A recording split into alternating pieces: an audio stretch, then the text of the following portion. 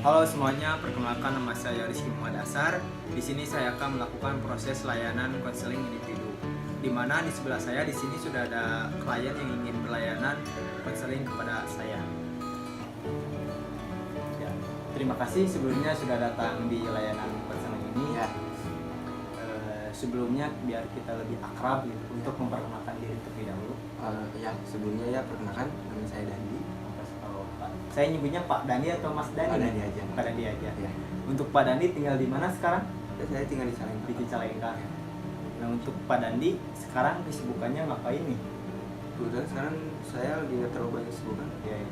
Ya, Jadi nggak ada kegiatan sama sekali gitu. ada tapi nggak terlalu sibuk. Oh, nggak tuh sibuk. Ya, oke. Apakah Pak Dandi pernah melakukan proses konseling sebelumnya?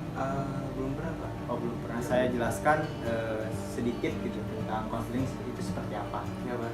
Nah, untuk konseling yaitu suatu proses bantuan terhadap konselor ya, kepada klien, di mana konseling ini ada dua aspek, yaitu aspek kerahasiaan dan aspek keterbukaan.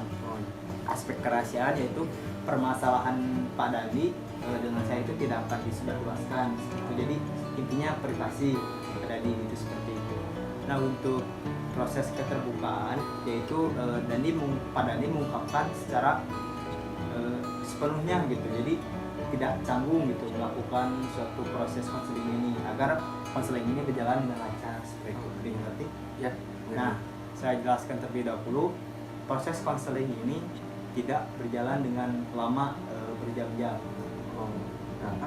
Karena untuk berlayanan konseling ini ada beberapa waktu yang ditentukan seperti itu agar konseling ini berjalan dengan lebih baik gitu. Kalau lama pun Pak Dandi merasa bosan gitu ya, seperti itu gitu. Jadi biar kita lebih enak sebelum melakukan konseling, saya jelaskan terlebih dahulu seperti itu gitu. Waktu setengah jam atau 1 jam itu saya rasa itu sudah cukup gitu untuk melakukan layanan konseling. Nah, karena layanan konseling itu cuma tidak satu kali saja seperti itu Pak Dandi. Jadi dikarenakan untuk supaya kedepannya itu ada program-program atau evaluasian yang bisa ada perubahan peningkatan gitu, seperti itu ya. Seperti itu sudah mengerti ya. Nah, saya ingin nanya gitu ke Pak Dandi gitu, kesibukan sekarang apa gitu? Seperti saya tadi, saya garis bukan tapi saya sambil jalanin bisnis. Oh, jalanin bisnis. Nah, Pak Dandi datang untuk ke konseling ini ada apa gitu? Nah, yang mungkin tadi saya tadi saya lagi jalan bisnis, tapi saya sekarang lagi punya masalah gitu ya dari bisnis. Nah, yang tadi Pak Dandi sudah jelaskan ada masalah Ya, Nah, sebelumnya ada masalah seperti apa gitu dan apa yang Pak Dandi rasain sekarang? ya masalahnya namanya bisnis ya Iya. Pak. Maksudnya bisnis sekarang saya lagi dikasih turun, maksudnya saya sekarang bisnis saya lagi di bawah gitu ya. Bisnis Ya, yang saya rasain ke pribadi ya masuk ke, maksudnya bisnis saya lagi bawah, yang saya rasain ya saya lebih kayak ngedown gitu loh, bisa dibilang. Jadi bisnis sekarang Dandi punya masalah bisnis yang lagi down gitu ya, membuat. Nah, ketika bisnis down ini apa yang Dandi rasain gitu, keseharian Dandi itu seperti apa? Oh, kalau keseharian juga berdampak, saya lebih ke sering di rumah Pak. Saya lebih sering merenung, saya lebih sering mikir. Ya, saya lebih sering kayak gimana ya, maksudnya lebih diem lah, lebih diem. Oh iya. Apakah kan tadi yang sudah Pak Dandi bilang gitu ya, Ya, bisnis lagi down gitu, berdampak kepada keseharian Pak Dandi gitu ya. Mungkin apakah Pak Dandi mentalnya kena gitu dan pikirannya gitu kemana-kemana aja gitu, jadi nggak fokus lah gitu dengan kesehariannya atau gimana? oh ya, kalau ke mental ya maksudnya bisa dibilang kena, maksudnya saya lebih kayak apa ya, lebih kayak ke menutup diri, maksudnya lebih kayak tidak terbuka sama orang lain. Nah, kalau untuk ke tadi kefokusan seharian ya saya masih kayak sehari kayak biasanya gitu ya, saya melakukan seperti biasanya. Nah, itu kan tadi dan itu merenung di merenung di rumah gitu ya, Ya. seperti itu. Nah, apakah kan mungkin Dani punya teman-teman gitulah seperti itu, apa ya, nah berdampak gak kepada teman-teman Dani dan ke Dani ini sendiri itu seperti apa?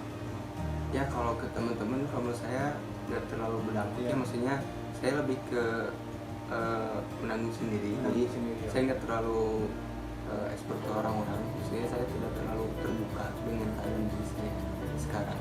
Mungkin ke beberapa orang saya bicara, tapi kalau untuk ke teman-teman kayaknya nggak terlalu berdampak ya, karena nggak terlalu tahu juga. Tapi kalau untuk sendiri ya berdampak. Nah, itu kan pastinya lah, bisnis itu pasti ada naik dan turun lah, Ya, seperti itu. ya itu hukumnya. Ya itu mungkin pastilah gitu kan, dalam keadaan apapun seperti itu. Nah, itu menjadi menjadi pembelajaran juga gitu kan ya, bagi Pak Dandi gitu. Nah, mungkin untuk kan tadi persoalan mental dan pikiran Pak Dandi sekarang mungkin lagi drop-dropnya gitu kan. Nah, mungkin lebih ditenangkan supaya dengan arsitektur training gitu, seperti itu Pak Dandi. Oh iya. Nah, jadi pada itu pengungkapan secara tegas gitu. Jadi pada itu harus ngapain gitu sebenarnya gitu, biar pada itu bisa lebih tenang gitu. Mungkin bisa lebih, pada ini kan tadi merenung gitu, biar mungkin ada sahabat Pak Dandi ataupun teman bisnis Pak Dandi, mungkin itu bisa lebih curhat gitu, jadi biar lebih terbuka gitu. Jadi jangan selalu menyendiri gitu kan, takutnya kan Pak Dandi terus menerung gitu kan, takutnya kalau ada apa-apa gitu kan. Nah, mungkin seperti itu gitu Pak Dandi. Nah,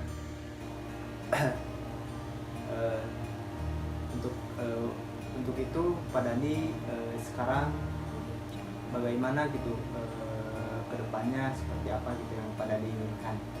Ya untuk kedepannya ya pasti lebih baik ya, maksudnya Lebih baik, ya. sekarang harapan kedepannya ya bisnis bisa jadi baik lagi, Ya. bisnis lagi stabil lagi maksudnya. Ya saya juga lagi usaha, tapi maksudnya ya mungkin saya lagi ngalamin namanya prosesnya Pak. Ya mungkin ya pasti akhirnya pasti kedepannya juga kalau saya berusaha pasti bisnis saya bisa naik lagi. Seperti itu, Pak Dandi harus punya pemikiran yang sangat terbuka gitu, secara kompetitif gitulah, dan manajemen untuk kedepannya perbisnisan ini menjadi lebih baik gitu. Itu Pak Dandi yang harus dipikirkan gitu. Nah, Pak Dandi harus sering intinya bersabar lah gitu ya, bertawakal seperti itu Pak Dandi. Nah, apa yang tadi sudah bilang kan, Pak Dandi kan harus ini gitu ya, Iya. ke teman-teman Dandi harus secara terbuka lah, seperti itu gitu, seperti itu. Nah, mungkin cukup sekian dari saya, Pak Dandi. Oh iya.